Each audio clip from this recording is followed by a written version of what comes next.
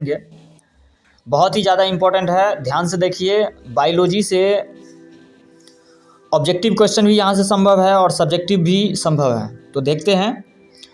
पहला क्वेश्चन है मेरा कि अमाशय में अम्ल की भूमिका क्या है ना। हमारे अमाशय में अम्ल की भूमिका क्या है, तो कहेंगे हमारे अमाशय में भोजन का पाचन अम्लीय माध्यम में होता है ना, तो इसलिए अम्ल की ज़रूरत है। अम्ल की भूमिका नंबर 1 का बात करें तो अमाशय में अम्ल भोजन को अम्लीय बनाता है और जठर रस में उपस्थित एंजाइम उसे पचाता है। भोजन के साथ आए रोगाणु अम्ल के प्रभाव से मर जाते हैं, मतलब भोजन के साथ कुछ रोगाणु वगैरह जो हमारे शरीर में प्रवेश कर गए होते हैं वो उस अम्ल से प्रभाव से मर जाते हैं। तो ये 2 उपयोग है हमारे अमाशय में अम्ल के, पहला और ये दूसरा। ठीक है, चलिए अब क्वेश्चन नंबर नेक्स्ट का बात करते हैं। कह रहा है पाचक एंजाइमों का क्या अर्थ है ना। पाचक एंजाइमों का क्या अर्थ है, कहेंगे एंजाइम उत्प्रेरक क्रिया द्वारा भोजन के जटिल अवयव को सरल अवयव में तोड़ते हैं, जिससे वे घुलनशील हो जाते हैं और शरीर द्वारा अवशोषित कर लिए जाते हैं। क्योंकि शरीर में जितनी भी ऊर्जा का अवशोषण है वो शरीर में सोख कर लिया जाता है ना, त्वचा द्वारा, अंदर की जो मांसपेशियों द्वारा सोखा जाता है। तो जब तक घुलनशील नहीं होगा जो हमारे शरीर को चाहिए वो ऊर्जा, तब तक वो अवयव को हम अवशोषण नहीं कर सकते हैं। तो इसे घुलनशील बनाने का काम कौन करता है, तो उत्प्रेरक करता है, एंजाइम करता है, पाचक एंजाइम करता है। ठीक है, अच्छा। जैव प्रक्रम में हमने देखा है कि जैव प्रक्रम के 4 भाग है, पोषण, शोषण, परिवहन, उत्सर्जन। शोषण का क्या होता है मतलब, है ना। तो कह रहे शोषण क्या है, तो शोषण एक जटिल रासायनिक प्रक्रिया है। शोषण क्या है, शोषण एक जटिल जैविक और रासायनिक प्रक्रिया है, जिसमें क्या होता है तो कार्बनिक पदार्थों का चरणबद्ध ऑक्सीकरण के फलस्वरूप ऊर्जा मुक्त होता है। कार्बन डाइऑक्साइड CO2 और जल H2O बनता है और यह क्या कहलाता है, शोषण कहलाता है। शोषण कौन सी अभिक्रिया है, अगर ये कब पूछा जाए तो कहेंगे शोषण अपचायक क्रिया है ना। शोषण क्रिया को समीकरण रूप में हम कुछ इस प्रकार से लिख सकते हैं। ठीक है, चलिए आगे बढ़ते हैं।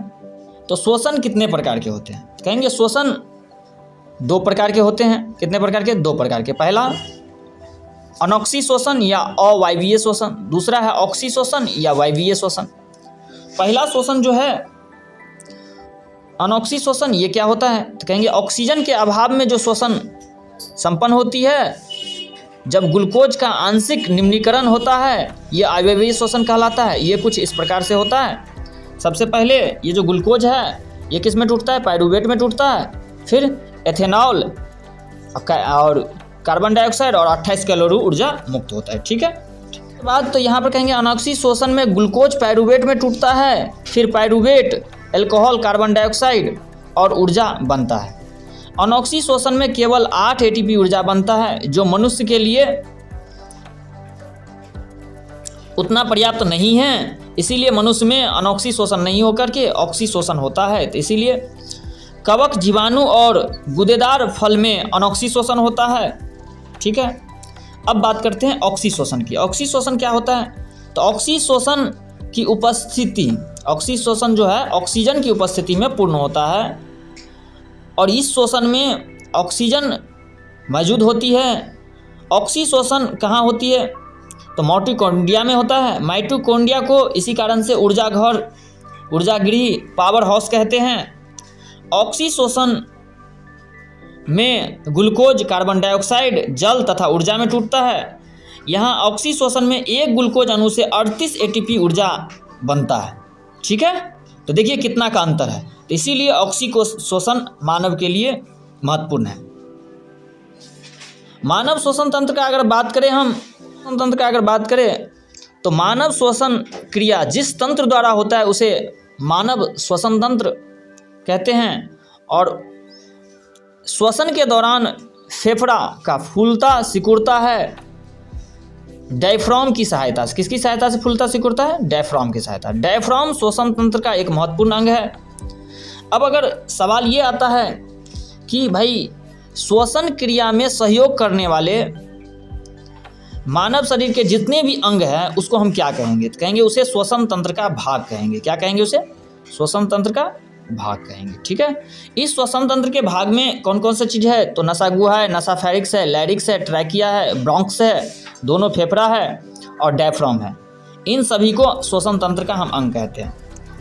यहाँ पर एक फ़ोटो दिया गया है, इस फोटो को अगर आप ध्यान से देखिएगा तो इसमें सारा कुछ, क्योंकि हो सकता है कहेंगे श्वसन तंत्र का सचित्र वर्णन करें, तो हम इस प्रकार से फोटो बना करके और वर्णन करेंगे। ठीक है, नसा गुहा, नसा फेरिक्स के बारे में लिखना है तो थोड़ी थोड़ी करके सारा कुछ आप लिख सकते हैं कि नसा गुहा कुछ इस प्रकार से कार्य करता है, नसोफेरिक्स का ये कार्य होता है, लैरिक्स है, कण ट्रैकिया है ना, इसको पढ़ लीजिए, बहुत इंपॉर्टेंट है। ठीक है, इसी प्रकार से ब्रोंक्स है, ब्रोंक्स के आगे वाई आकार में बढ़ जाती है ये चीज़ें, है ना। फिर फेफड़ा है, दोनों फेफड़ा मिलकर कुल 700 कुपिका होते हैं। दोनों फेफड़ा में कितनी कुपिका होती है? तो 700 कुपिका होती है। ठीक है, एक अन्य महत्वपूर्ण बात अगर करें तो कहेंगे माइटोकॉन्ड्रिया, वेरी इंपॉर्टेंट। माइटोकॉन्ड्रिया को पावर हाउस या ऊर्जा गृह कहते हैं, ये तो बात कर ही लिए, बहुत ज़्यादा इंपॉर्टेंट है, ध्यान से देखिए, है ना। आज के लिए बस इतना ही, अगले वीडियो में बहुत जल्द मिलते हैं, तब तक आप सबों का बहुत बहुत धन्यवाद। आपका दिन शुभ हो।